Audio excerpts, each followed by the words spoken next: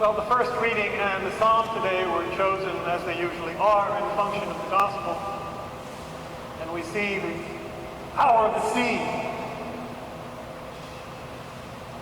You know, in Hebrew mythology, Hebrew cosmology, they were waters above the heavens, above the sky. There was water.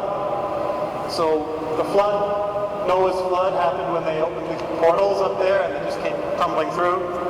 Interesting. And equally threatening, of course, were the oceans. And we just heard nonetheless in the first reading, God said, you can't come any further. Stay back so that the land can be safe.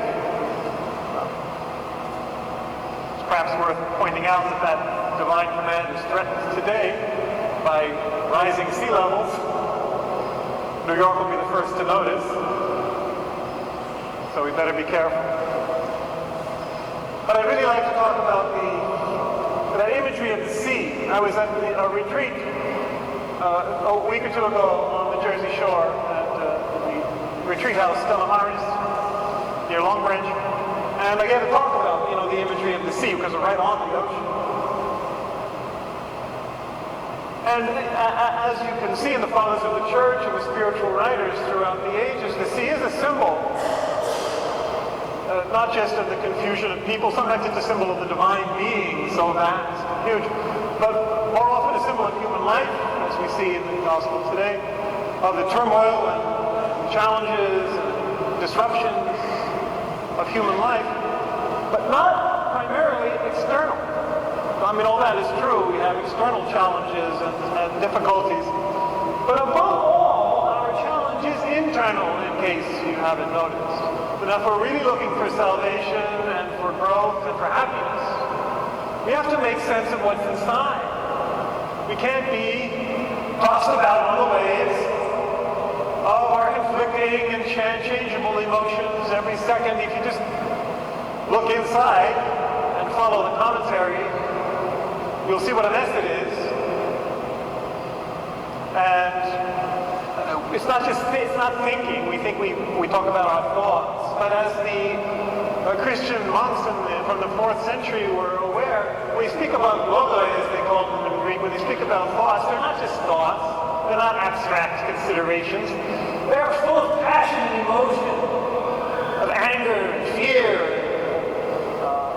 desire, greed, and all sorts of things, and this is what is both the fruit of our thoughts and the thoughts, quotes, reactions, considerations, and the seed of further thoughts. I'm so angry about it. What am I going to do about this? I'm going to get hit. Or whatever it is, and we're just victims of this constant play. That's why Jesus says to us, and says in the gospel, silence. We got to go more deeply into ourselves in prayer and find that silence, which is there already most deeply, and allow grace to make sense of this, because our happiness and our salvation do not consist in somehow trying to repress the ocean as if you could make it disappear, or deny it, which repression and denial are favorites of our human condition, but rather integrate it, harmonize it, work with it, so that it becomes the energy not of our downfall, but of our growth, of our happiness, of our work in the world for justice and joy and peace. These turbulent emotions have been categorized and cataloged all sorts of ways by all sorts of traditions. If you read St. Thomas, I was going over it this afternoon, he has 11 divisions of principal passions within us. And you have 7 capital sins, in our tradition. Or you have, in Buddhism, you have the 3 poisons, as they call them: greed, hatred, and anger, and ignorance or delusion. We should put a little more emphasis on that in our Christian tradition, ignorance and delusion. Anyway, that may sound all very abstract and abstruse, but if you want a very good presentation of it, go to your local multiplex. In case you haven't read, there's a fantastic new movie out, which I've already seen, called Inside Out, in which the inside of our heads gets shown on the screen out. And it's brilliant. It's delightful and amusing for 3-year-olds, and it's very challenging for 33 or 63-year-olds. And it's a very good presentation of, these conflicting color-coded emotions in our heads. They put anger and disgust and fear and joy and sadness. And joy is the one in charge, which is the way it should be. Yeah? Joy should be the keynote. Joy should be the default tonality of our existence, and it is, if we truly flow with life. But all the other things come in. Sadness seems to be, according to the movie and according to experience, the other one that comes in. And they're color-coded, Anger, of course, is red and fiery, and sadness is blue. You have the blues. Do you ever analyze where that comes from? It's curious. I wonder. Maybe it's the color, as it is in Tibetan Buddhism, of the waters of the heart. The turbulent emotions of grief and anger and all that are in our heart are blue. Interesting. But it's also the color in Hinduism of enlightenment, of integration. Blue, Krishna and all that. Which is fascinating, because that's actually the point, as you'll see, that the movie is making, and it's a very important point for our Christian asceticism and mystical process. That sadness and grief, as the critics said at times, it's not the rival of joy, but the partner of joy. We cannot discover the deepest joy in our lives, God's joy, without discovering and embracing and living God's sorrow, God's sadness, at us, at the state of the world, at the injustice, at the suffering. But if we repress that, we'll never find salvation or happiness.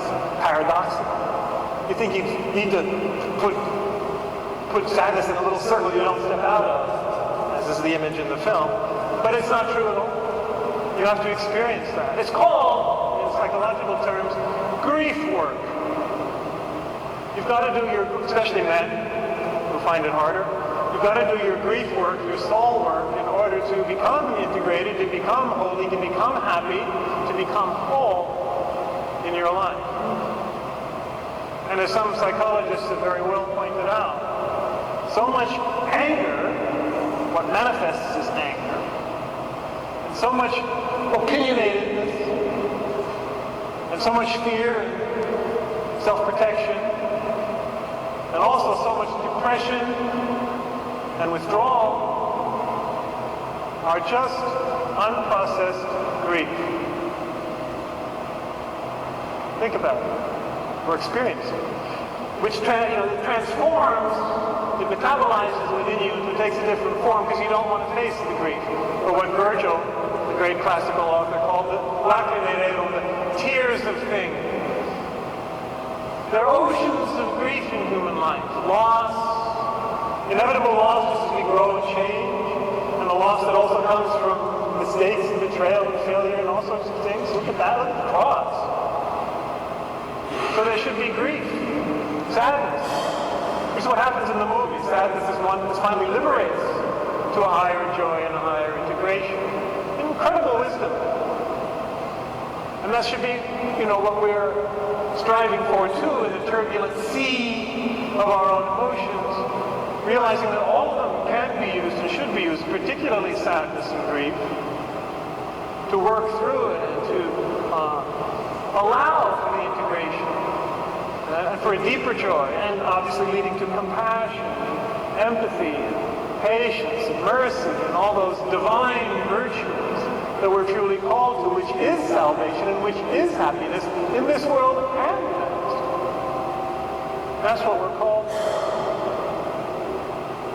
And you see that, just at the tragedy of the shootings in Charleston,